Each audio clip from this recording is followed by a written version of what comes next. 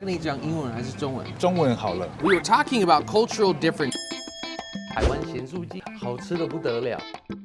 我们是继光香香鸡，炸鸡现点有现炸，有炸鸡加嘿有鱿鱼加。 Hey!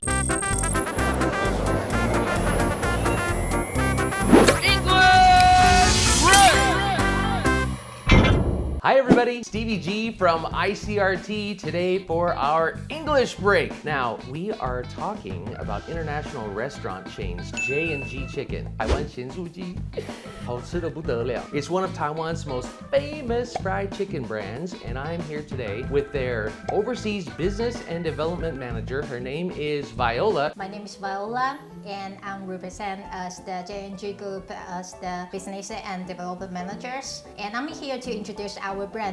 J is for G, G is for 光, 继光香香鸡. I have to say, one of the most delicious Taiwanese fried chickens I've ever had. J&G started in wanting to do this, spread it all over Taiwan. What made you want to do chicken? We start our brand from the 1973. We already have the 50 years the history. You can tell that how different, how special the Taiwan fried chicken is compared with the other countries' ones. And so it's not only rooted deep in the Taiwanese market, but you guys have expanded your presence into the overseas market. Have you expanded to the US yet?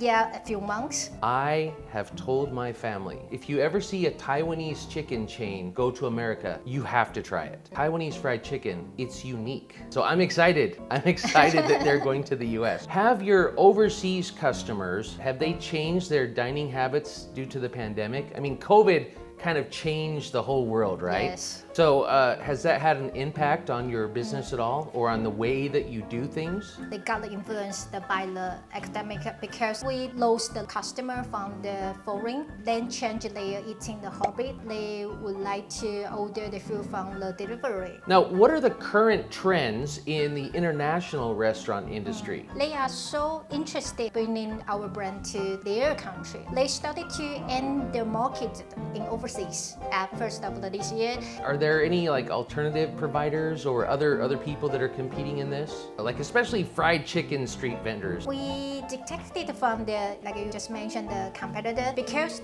all of the consumer in the overseas, not just in overseas, also Correct. in Taiwan as well, they like the one-stop shopping. They would like just have the bubble tea, they would like to have the fried chicken or hot pot at once. So that we can see lots of the brands, they will collaborate with the other brands as well. Nowadays, the people, they like to collaborate together for more successful the business model. From J&G, we also have our own tea brand. Later, maybe I can show you the flagship. We sell the fried chicken with the tea together. Okay, so are you telling me that I get to have fried chicken and tea today? Yes. That excites me.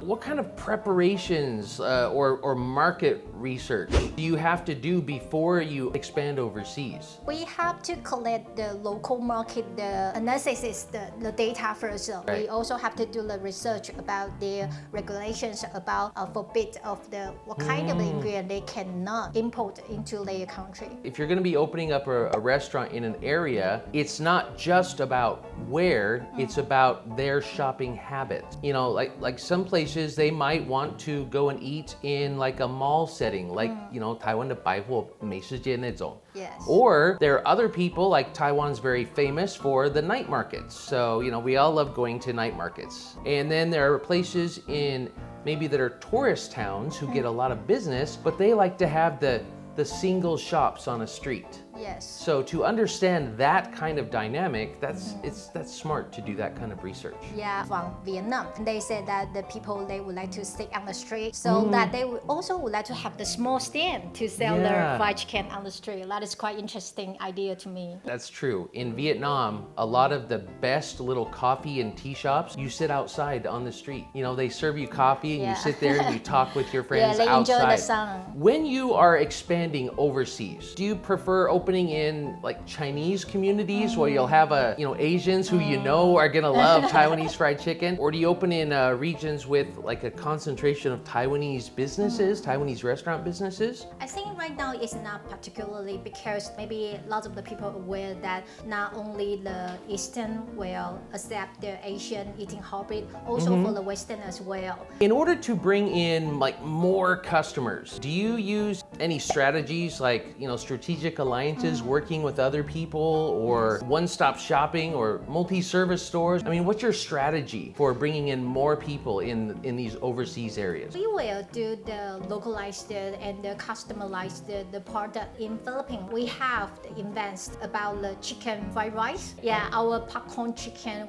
come with the rice. And in west of the Canada, we also have 蚵仔面线,卤肉饭. All my favorite things. In the different countries that we will have a certain proportion about menu can be customized in local. So depending on where you are, you might decide to do different items. Like I know in some areas, you might want to do fried chicken, French fries maybe on the side, or you might also want to offer a salad on the side to bring in more people in certain areas. That makes sense. Taiwan is different from anywhere else in the world, and the way they run their business, the way they communicate and talk with people might be a little different than other countries and other places. And sometimes here in Taiwan, I will have friends ask me to go to a 西餐厅 and to teach their employees how to have a traditional American flavor. There's a problem because then they change things a little and it doesn't taste the same. Taiwanese fried chicken is a very unique taste. 很独特的味道. When you are overseas and you hire local employees, how do you keep that traditional Taiwanese flavor? How do you reduce the risk of people changing things? Do you use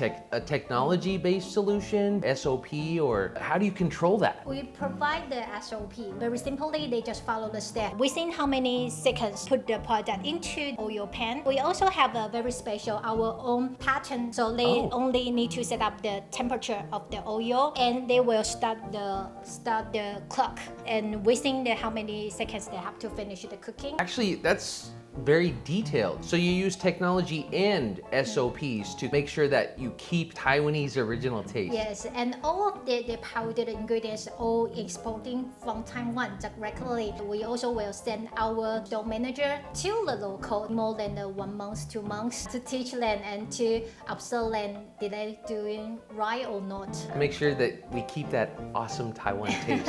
Have you seen any differences in consumption habits, the way that people eat things and the way they buy things between overseas market and the Taiwanese market? In Taiwan, Taiwanese like to chew the bone, but for the Western market, they don't like to have the bone inside the meat. Right. That is the way we get the customer complaining from. We don't like to chew on bones. We don't like to spit out stuff. I love Taiwanese fried chicken, but I always get the boneless version. I think that's a very Western thing. Besides of the bone issue, also like a Korean style fried chicken, they like to have the different kind of the marinade. Yeah, different flavor. Marinades, different sauces. Dipping sauce, lots of the different dipping sauce as well, more than 10 different kind of the sauce. Yeah, so to be also used for the market in Korea as well. Like in Malaysia, most of them they are Muslim, so they don't eat pork, and they demand that we have to provide the halal certificate. Oh, halal certification. Yes. Yeah. So it depends on the market. Depends on where you are, what people are wanting. Okay, cool. Now, speaking of J&G, I heard that Viola is going to take us to one of their flagship stores, and we get to try some of this fried chicken and tea and all the other goodies that J&G has to offer. 我这样问他，他一定要说 yes. My pleasure. Are you ready to eat? Let's go. Hi everybody, Stevie G from ICRT. I am back with Viola. We are now at their flagship store in Taichung, which means we get to eat fried chicken. Yeah, free chicken. King oyster mushrooms, drinks, chicken, tea, squid. They even have burgers. Yes, and before that, I'm gonna introduce a new friend to you. So, Sharon. I'm here. Hi, I'm Sharon. You're so excited. Sharon, nice to meet you. Nice to meet you. Okay, I hear that you're hungry, right? I'm very hungry. Try out fried chicken. We gonna try it now? Of course. All Right right. on. Yes! Okay, let's Go. Lunchtime. There's a lot to choose from. We have burgers, fried chickens, and drinks. I'll have one of everything. Everything. I'm kidding. You tell me what I should get. What's good? Okay.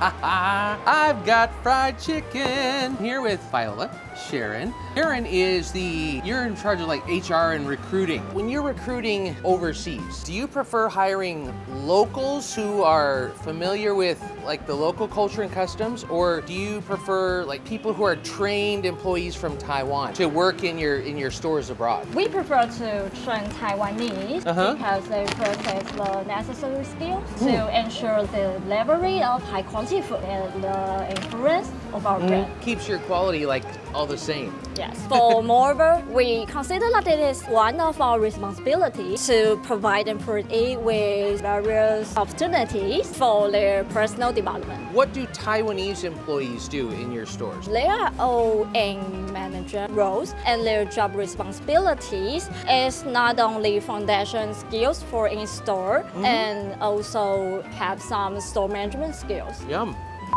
I shouldn't have done that right now because now my mouth is so good. Delicious. So good. Why do Taiwanese want to go overseas to work in your stores? In addition to salaries, I think they are more considerate about their personal development and they would like to gain a more diverse experience. And I think this kind of experience could make them not only for their personal value, but also can open up more possibilities for their future career development. So it gives them a chance to kind of grow. Yes. And of course the salary's better. Of course. So what kind of struggles do Taiwanese have when you go work overseas? How do you overcome those? Common challenge for them is cultural difference and language barriers. In our company, before our members go overseas, we provide pre-departure training, which includes methods for overcoming challenge, so to ensure that they are all prepared. Okay, now when you are training new people for your stores, what are the qualities that you look for? We highly value our employee independence, adaptability, and problem-solving abilities. If you're gonna go somewhere overseas, you have to be independent. If you're going to an English-speaking country, what kind of like English proficiency do you require from the people that go to work in, you know, what kind of communication skills? In the past, we didn't have strict requirements. Expanding our overseas market, we're going to implement an overseas talent development program. And in this program, English proficiency will be included in the assessment. And we will ask them to have the basic communication skills. Do you also require any like cross-culture communication know-hows? Because there are some differences, right? It's not just language. Culture is important. In my experience, I think it's very important to have a respectful and open-minded attitude. And regarding for practical know-how and using like non-verbal communication, like body language, facial expression. Yeah, so you don't want to be looking at somebody, even if you just work here in Taiwan, you don't want to look at somebody and say, 你要吃什么? Nobody wants that kind of attitude. When you start working overseas, do you face any like language gaps? Any problems with that? This experience occurred in Hong Kong. Even so, we can communicate in both Chinese and English, but the local employees, they are accustomed to using Cantonese. Therefore, we translate all our documents using to Cantonese. Into Cantonese? Yes. I thought Hong Kong, Taiwan, they're both Chinese speaking. I thought that would be like really easy. Not really. It's not, because you have Cantonese and Mandarin, cultural differences, 这种生活习惯是完全不一样。也会不一样。产品也不太一样。 Do you have special food for Hong The Kong? skin of the chicken. Oh, okay. You said you have another coworker who's coming out. Yes, Alan. 我是 Stevie. Stevie 你好。 Yeah, Alan. 我要跟你讲英文还是中文？中文好了。 We were talking about cultural differences and working in different places. So I want to ask Alan if he's had any cultural experiences while he was working overseas. 在今年4月份的时候，我在菲律宾最大的不同就是他们有卖白饭，哦，我的白饭呢？我们现在在台湾 They like rice with their fast food. 他们就是吃这种东西，喜欢配饭。或面，面，熏鲑鱼堡配面吗？一口一个，那真的还蛮特别。那有没有做什么特别来吸引客人？会喊式，有点像叫卖。Welcome to 继光。那你会跳舞或是唱歌吗？唱歌我们在台湾会。我们是继光香香鸡，炸鸡先点又先炸，有炸鸡，嘿有鱿鱼，嘿，还有杏鲍菇。你还有一个嘿。Now I have a special guest. This is Vicky. So she's the assistant store manager. We're going to talk a little bit about language. So how do you deal with language issues with foreigners? 就是有外国人进来的时候，你怎么跟他们沟通？有一次客人在点汉堡套餐里面会有汽水的选项，有可乐跟雪碧。同事不知道雪碧怎么讲，他们只知道可乐叫 Coke。你知道他怎么形容给客人吗？不知道。他跟客人说，我们有 Coke and white Coke。这个不错。Coke and white Coke. Yeah. 真的是蛮可爱的。I heard in September added some new things to their menu. 6 boneless fried burger flavors, 6 types of new fried chicken. 这些新的口味 These new flavors, do they attract more foreigners, do you think? Yes. 例如说，像我们独特的是麻婆豆腐，所以有些客人对，因为你外面普通看到蜂蜜塔塔酱啊，对那鸡腿堡，所以我们还有另外一个比较特殊，就是我们会有泡酱的，因为这些东西会吸引比较多客人来尝试。Well, thank you so much, Vicky. Thank you. It's very nice to meet you. 我今天真的很开心有吃到这些，看得出来我喜欢吃东西吧。还是你要试吃麻婆豆腐 ？Try it. 然后如果不喜欢，我可以送给我们导演，对不对？Okay, we're wrapping up today, and we are back with Viola. What's the next step J&G is going to do in like an overseas expansion? We want to bring our food to more countries that we are seeking more out of the potential, the customer, the master, the franchise. They can also agree with our value, our main core, and also can have the good partnership. So you have there's a lot of plans to keep going. Yes. So I think you guys need to open a store in Utah, so I can tell my parents to try Taiwanese鹹酥雞. We will have the direct shop in US soon, and Utah definitely maybe will be our the next. Bye bye. Bye.